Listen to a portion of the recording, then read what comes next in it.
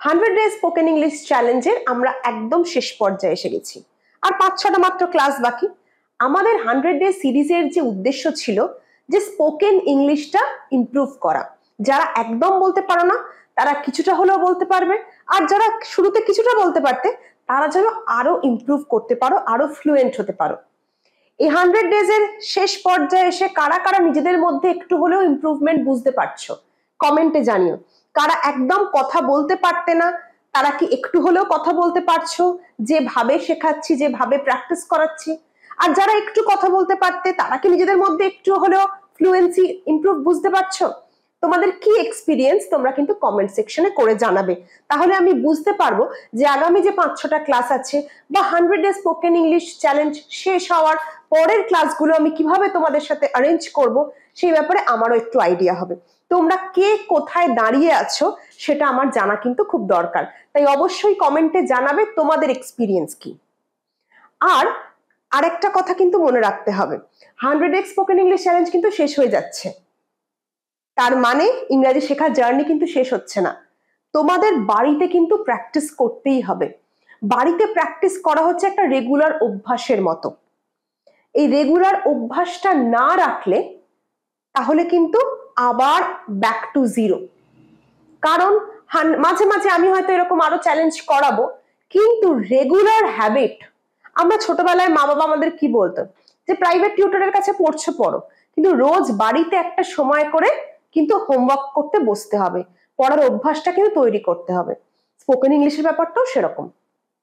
100 day spoken English হোক, 1000 days হোক, 6 months course হোক, কিন্তু তোমরা যদি প্র্যাকটিস না করো তাহলে কিন্তু কোনো টিউটর, বিশ্বের কোনো টিউটরই তোমায় কিন্তু হাত ধরে ইমপ্রুভ করাতে পারবে না। সো আমরা তোমাদের গাইড করতে পারি, তোমাদের প্রবলেম হলে হেল্প করতে পারি, কিন্তু প্রবলেম হচ্ছে কোথায় সেটা বুঝবে কি করে? যদি বাড়িতে প্র্যাকটিস করো। আশা করব আমার এই কথাগুলো তোমরা একটু মেনে চলবে, একটু নিজেকে ইমপ্রুভ করার চেষ্টা করবে। আজকের ক্লাস শুরু করছি। আজকে যেটা শেখাবো আরো সহজে কি করে তোমরা কিছু ফ্রেজ শিখে চটপট ইংরেজি বলতে পারো। এরকম ক্লাস আমি আগেও একটা করিয়েছি, সেখানে কিছু ফ্রেজ শিখিয়েছি। আজকে আরো কিছু ইংরেজি ফ্রেজ শেখাবো যেগুলো তোমরা জাস্ট মনে রাখলে নতুন নতুন সেন্টেন্স কিন্তু বানাতে পারবে, এবং এটা একটা কুইক হ্যাক, খুব সোজা পদ্ধতি। খাতা পেন নিয়ে রেডি হয়ে যাও, আজকের ক্লাস শুরু করি চলো। আমাদের প্রথম phrase fail to. Fail to মানে ব্যর্থ হওয়া, কোনো কিছু কাজ করতে ব্যর্থ হওয়া। ফেল টু কিভাবে বলবো? সে এক্সামটা ক্র্যাক করতে বা এক্সামটা পাস করতে ব্যর্থ হলো। বলি তো আমরা কি বলবো? she failed to crack বা pass the exam। Fail to হচ্ছে প্রেজেন্ট টেন্স, কিন্তু আমরা রিপোর্ট করছি, আমরা বলছি যে সে পরীক্ষা পাস করতে ব্যর্থ হয়েছে, মানে হয়ে গেছে পরীক্ষা, ব্যর্থ হয়ে গেছে, আমরা তাই ফেলড বা পাস্ট টেন্স দিলাম, failed to. she failed to crack the exam বা she failed to pass the exam। she failed to appear in the interview। আরেকটা হতে পারে she failed to appear for the interview। সে ইন্টারভিউতে যেতেই পারলো না, ইন্টারভিউতে প্রেজেন্ট থাকতেই পারলো না। কি বলবো? she failed to appear for the interview। she failed to appear for the interview। পরের যে ফ্রেজটা pretend। pretend মানে ভান করা, ভান করা, অজুহাত দেখানো। pretend ভান করা বা অজুহাত দেখানো। ধরো সে অসুস্থ হওয়ার ভান করছে, মানে সে অসুস্থ নয় কিন্তু বলছে আমি অসুস্থ। she pretends to be sick। she pretends to be sick। সে অসুস্থ হওয়ার ভান করছে বা করে।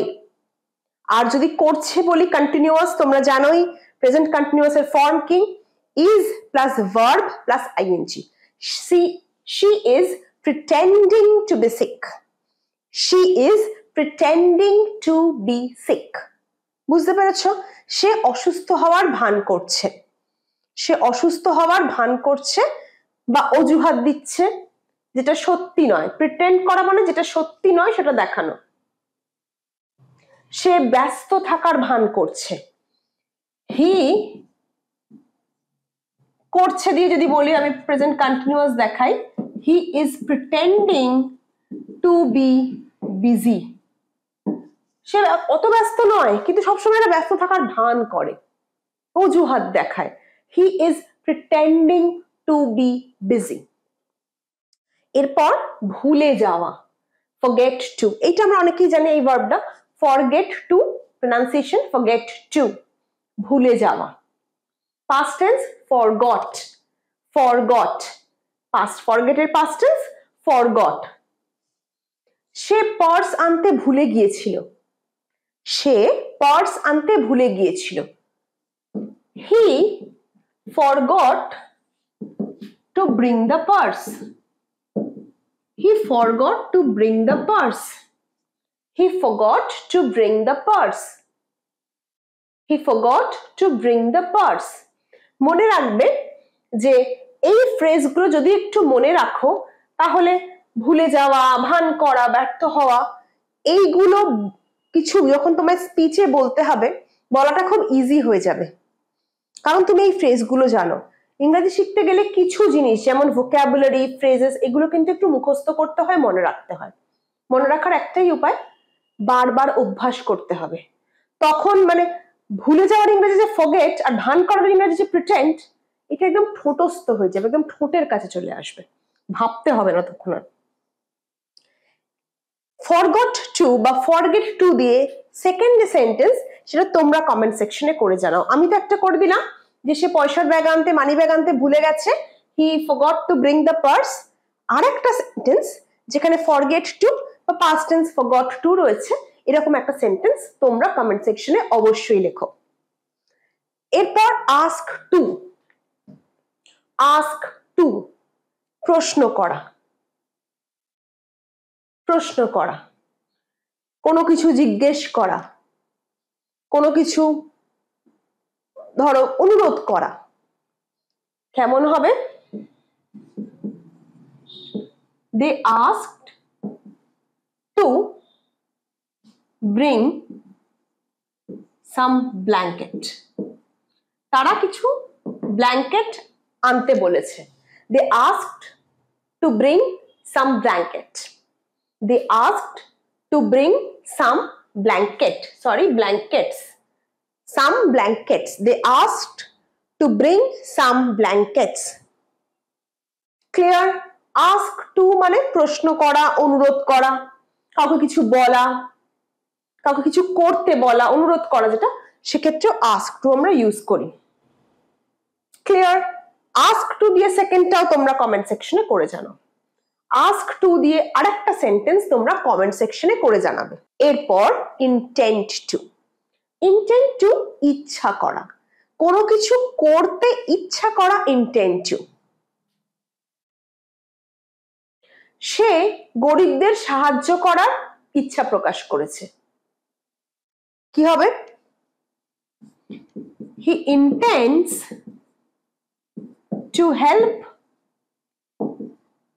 the poor citizens, he intends to help the poor citizens, he intends to help the poor citizens। সে গরিব নাগরিকদের সাহায্য করার ইচ্ছা প্রকাশ করেছে। ইন্টেন্ট আর কিভাবে ইউজ হতে পারে? ধরো আমার গান শেখার ইচ্ছা হয়েছে, আমার গান শেখার ইচ্ছা হয়েছে, কি লিখবো? I intend to learn music, I intend to learn music, I intend to learn music। Third person singular number বলে এখানে এস হলো, আই এর সাথে তো এস হয় না, তোমরা জানোই। I intend to learn music। পরেরটা choose to, choose to মানে কোনো কিছু পছন্দ করা বা দু তিনটে অপশনের মধ্যে থেকে একটা বেছে নেওয়া। choose to কিভাবে ইউজ করি আমরা? ধরো দু তিনটে তোমার কাছে অপশন রয়েছে, তার মধ্যে থেকে একটা বেছে নেওয়া, নয়তো কোনো কিছু পছন্দ করা। সে বিয়ে করতে পছন্দ করেনি, মানে বিয়ে করা আর না করা ধরো অপশন ছিল, সে বিয়ে না করাটাকে চুজ করেছে। বুঝতে পারছি? সায়েন্স পড়া আর আর্টস পড়া অপশন ছিল, সে সায়েন্স পড়াটা বেছে নিয়েছে। এই সমস্ত ক্ষেত্রে চুজ টু ইউজ করি। কিভাবে ইউজ করব? আই চোজ, ধরো আমি অনেক আগে পড়েছি, I chose to study science, I chose to study science. she chose বা she chooses not to marry, এটা দেখো নেগেটিভ সেন্টেন্স, নটটা আগে দিয়েছি। সে বিয়ে করবে না বলে ঠিক করেছে, মানে বিয়ে করা আর বিয়ে না করা দুটো অপশন ছিল, তার মধ্যে বিয়ে না করার অপশনটা বেছেছে। she chooses not to marry, she chooses not to marry। আর I chose to study science, I chose to study science, তাহলে আমি সায়েন্স পড়াটা বেছে নিয়েছি আর সে বিয়ে না করাটা বেছে নিয়েছে। বুঝতে পারছো বেছে নেওয়াটা কিভাবে আমরা করছি?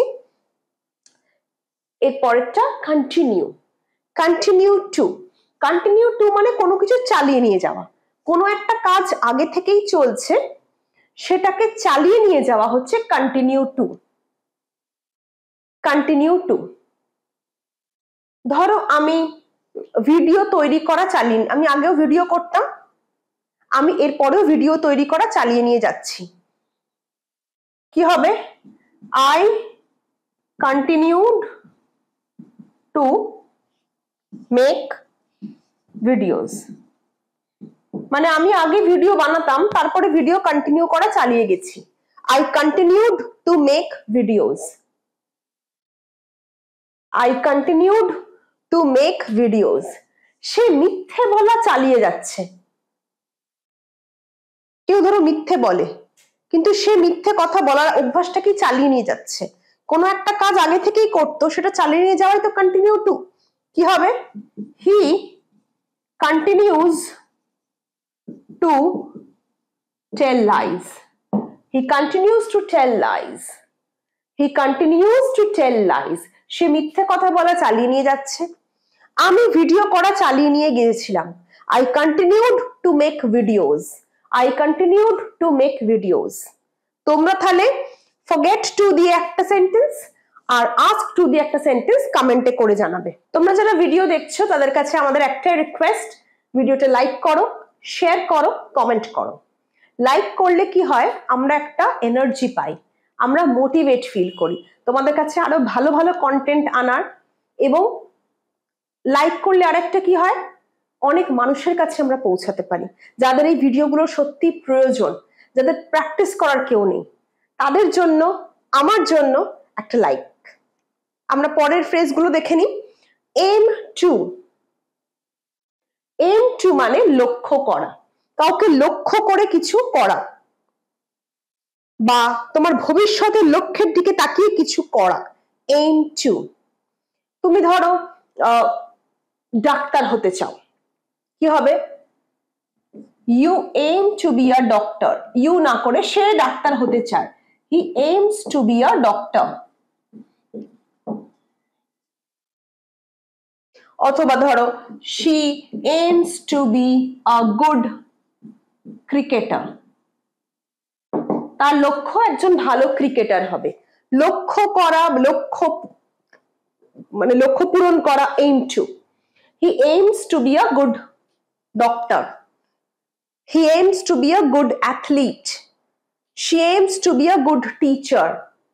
সে হতে চায়, কি করতে চায়, সেটা হচ্ছে এইম টু। পরেরটা অ্যাপ্লাই টু। অ্যাপ্লাই টু মানে আবেদন করা। আমরা বলি না স্কুলে অ্যাপ্লাই করো, কলেজে অ্যাপ্লাই করো, চাকরিতে অ্যাপ্লাই করো। সেই অ্যাপ্লাই করা মানে কি? অ্যাপ্লিকেশন করা, অ্যাপ্লিকেশন নাউন, ভার্ব হচ্ছে অ্যাপ্লাই, অ্যাপ্লাই টু। ধরো আমি বললাম সে ম্যানেজার হওয়ার জন্য অ্যাপ্লাই করেছে।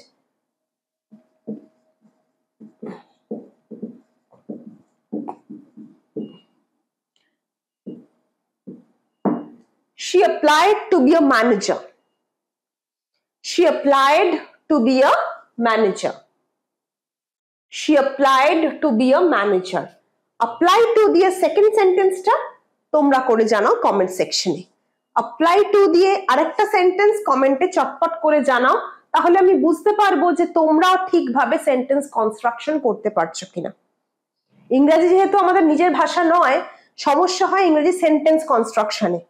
আমি তো তোমাদের সাথে ফেস টু ফেস দেখতে পাই না, বা তোমরা লিখে দেখালেও আমি চেক করতে পারি না, তাই তোমাদের কিছু করে দেখানোর একটাই উপায় কমেন্ট সেকশন। তাই আমি যেগুলো বলছি করে দেখাও, একটু লিখে চেষ্টা করো দেখাতে, তাতে কি হয় আমি কিন্তু প্রত্যেককে রিপ্লাই দিই। তোমরা কিন্তু বলতে পারবে না যে কেউ আমার কাছ থেকে রিপ্লাই পাও না, হয়তো একটু দেরি হয়, but I try to reply to everyone. বিশেষ করে যারা হোমওয়ার্ক গুলো লিখে দেখাও তাদের আমি ভুল ঠিক সমেত কমেন্টের রিপ্লাই করি। চেষ্টা করো তোমরাও লিখে জানাতে, তাহলে তোমাদের ইমপ্রুভমেন্ট হবে আর আমিও বুঝতে পারবো যে তোমরা কতটা এগোচ্ছ। পরেরটা react to. React to, react to মানে কোনো ঘটনার প্রতিক্রিয়া দেখানো, কোনো ঘটনার প্রতিক্রিয়া দেখানো।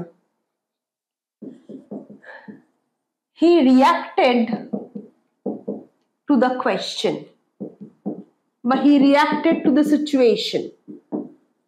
He reacted to the situation. He reacted to the question. He reacted to the situation, but he reacted to the question. তাকে যে কোয়েশ্চেন করা হয়েছে সে একটা প্রতিক্রিয়া দেখালো, বা এই ঘটনাটা যেটা ঘটছে তার একটা প্রতিক্রিয়া দেখালো। ক্লিয়ার? রিয়াকশন দিয়ে বা রিয়াক্ট টু দিয়েও আরেকটা সেন্টেন্স তোমরা কমেন্টে করে জানাবে। এরপর যেটা খুব আমরা শুনি, look forward two. Look forward two মানে কোনো কিছু আশা করা। এটা একটা ফর্মাল ইংলিশ, বিশেষ করে চিঠিতে, মিটিং এ, অফিসে এটা আমরা ইউজ করি। ধরো আমি বললাম যে আশা করি আমাদের আবার দেখা হবে পরের বার, কি বলবো? I look forward to meeting you. একটা এক্সেপশন কেস তোমাদের বলি, এই প্রত্যেকটার পরে আমরা কিন্তু ভার্ব করেছি, কিন্তু এইখানে ভার্বের সাথে ING. Look forward to meet হয় না, I look forward to see you হয় না, I look forward to meeting you, I look forward to seeing you. Look forward to meeting you ING হবে। এটা একটা নোট নিয়ে নাও, কোথাও লিখে রাখো, লুক ফরওয়ার্ডের সাথে ভার্ব দেওয়ার সবসময় আইএনজি ইউজ হবে। লুক ফরওয়ার্ডের সাথে সবসময় আইএনজি ইউজ হবে। রেফার টু, রেফার টু মানে উল্লেখ করা। আমরা ধরো এখন কিছু বলছি আর আমি ধরো আগের কোনো ভিডিও, কোনো বই, কোনো মুভির উল্লেখ করছি, সেই ক্ষেত্রে ইউজ হয় রেফার টু। মানে তুমি কারেন্ট বা প্রেজেন্ট সিচুয়েশনে কথা বলার সময় যদি কোনো পূর্বের ঘটনা, কোনো সিনেমা, কোনো বই, কোনো ভিডিওস, কোনো কিছুর উল্লেখ করো, রেফারেন্স দাও, সেটারই ভার্ব ফর্ম হচ্ছে refer. Refer. The teacher refers to many books. The teacher refers to many books. শিক্ষক কি করছেন? অনেক বইয়ের রেফারেন্স দিচ্ছেন। The teacher refers to many books. আরেকটা দেখো, I referred to your previous question. আমি তোমার আগের কোয়েশ্চেনের রেফারেন্স দিয়েছি। I referred to your previous question. I referred to your previous question. Previous মানে আগের, প্রিভিয়াস মানে কি? আগের। আগে করা প্রশ্নের প্রিভিয়াস মানে আগের, আগে করা প্রশ্নকে রেফার করেছি। আজকের ভিডিওর লাস্ট যে ফ্রেজটা রয়েছে কন্ট্রিবিউট টু। কন্ট্রিবিউট টু মানে অবদান রাখা, কন্ট্রিবিউশন মানে দান বা অবদান, কন্ট্রিবিউট টু মানে অবদান রাখা। ধরো কেউ সমাজে কোনো অবদান রেখেছে, কেউ কারো জীবনে কোনো অবদান রেখেছে, সেক্ষেত্রে আমরা কন্ট্রিবিউট টু এই ফ্রেজটা ইউজ করব। ধরো বললাম রাজা রামমোহন রয় contributed